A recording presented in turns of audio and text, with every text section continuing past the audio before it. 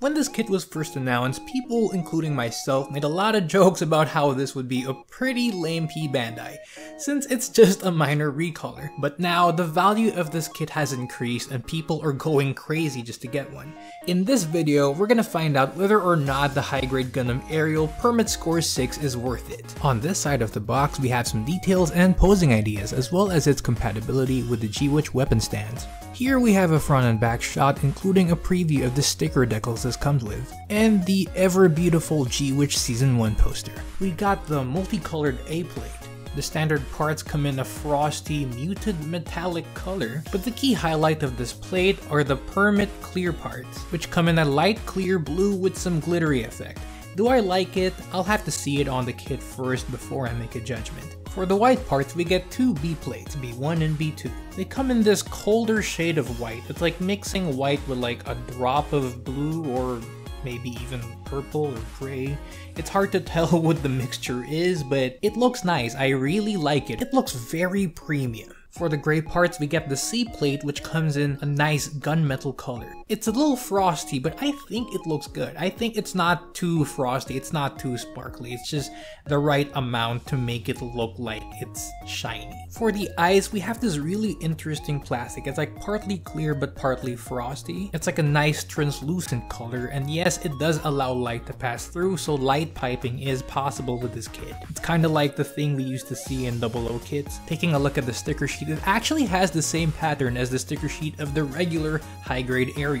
It's just been recolored, and we'll get to the details later on. But before we move on, I just want to point out that they replaced the second pair of eye stickers. Instead of getting a green one and a red one, we have two pairs of green eyes. We also get the E-plate that comes with the green fluorescent beams, which would have been blue on the regular Aerial. Now, I'm sure a lot of people would prefer green beams over the blue ones because, well, we did see them in this color a lot more. These green beams represent the lower powered beams that they were allowed to use in the school in the anime, so yeah, we did see more of the green beams than the blue beams.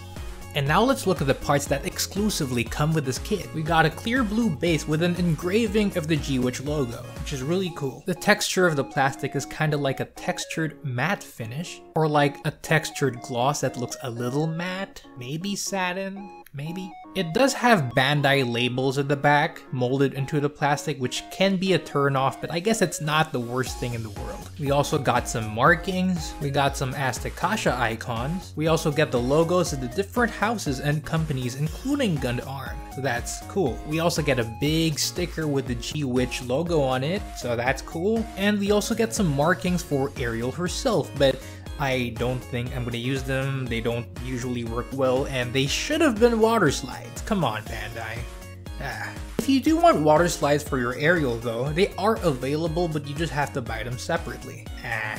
At least you get that option though. Well, let's take a look at the manual and the content. Amazingly enough, the Gundam Aerial Permet Score 6 has its own manual, and it's not just a borrowed manual from the normal Aerial. As expected though, the instructions are pretty much just the same, except the color on the first page is different, obviously, because yeah, the colored first page features the kit's colors, and this kit has a different color than the one of the regular Aerial. Yeah, that makes sense. However, this Permet Score 6 does not seem to have a color guide. So yeah, I guess they don't want us to recreate the colors. Meanwhile, the normal Aerial does have a color guide, so yeah, that's something. Comparing her to the classic Aerial, the colors on the Permet Score 6 version are colder and are easier on the eyes.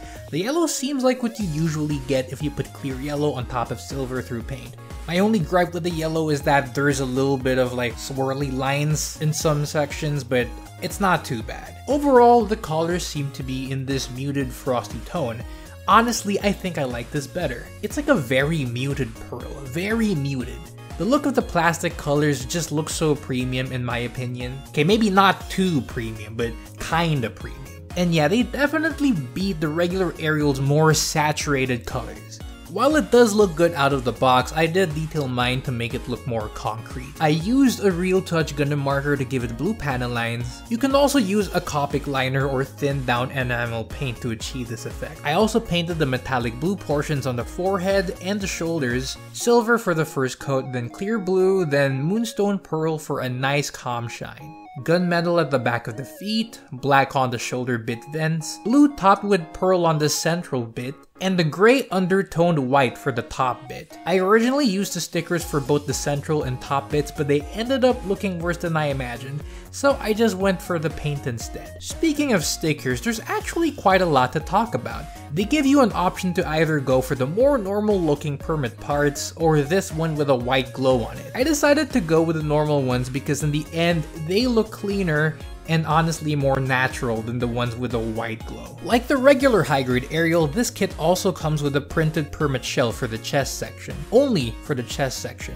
These parts come in the normal Permet pattern. For the glowy white Permet, you'd have to use the stickers that go underneath the glittery parts that this kit comes with. As I mentioned before, we also get stickers for the eyes, but no red ones this time. And the scope, which I decided to just paint silver instead. Again, I want to mention that these sticker type decals might not look very good, and I really wish that Bandai included water slides instead, since this is a premium kit after all. For the kit's articulation, it's exactly identical to that of the normal Ariel, as this is mostly just a recolor. It's not the best articulation in the line, but it's definitely good enough for what this mobile suit does, and you can definitely do a bunch of poses you'd see Ariel do in the show.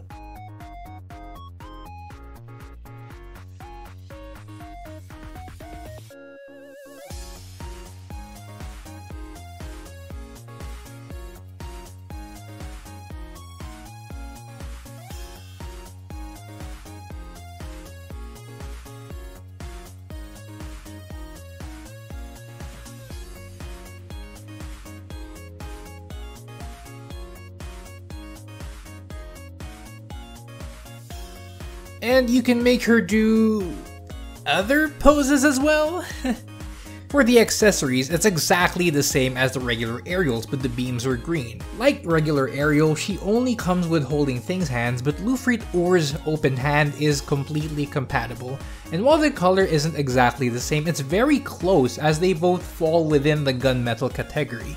Lufrit Or's is just a bit darker and not sparkly, which in my opinion is fine. We also get the blue G-Witch base that I showed a while ago. It doesn't come with a stand arm, but it's compatible with the one from Bandai's Action Base 6. The sides of the base have smaller holes where you can mount the G-Witch weapon stand, so yeah, this gives you good display options if you already have an Action Base 6 and G-Witch weapon stands. Overall, I think this is definitely better than the regular high-grade Gundam Ariel. However, I don't think you should be paying too much for this kit. I was lucky enough to get this kit directly from P-Bandai for only around $16, but now people are reselling this kit for up to $50. In my opinion, try to get this for $30 or $37 maybe, but as much as possible, do not pay more than $40 for the kit. That's all for this quick review. I hope I helped you decide whether or not to get this kit.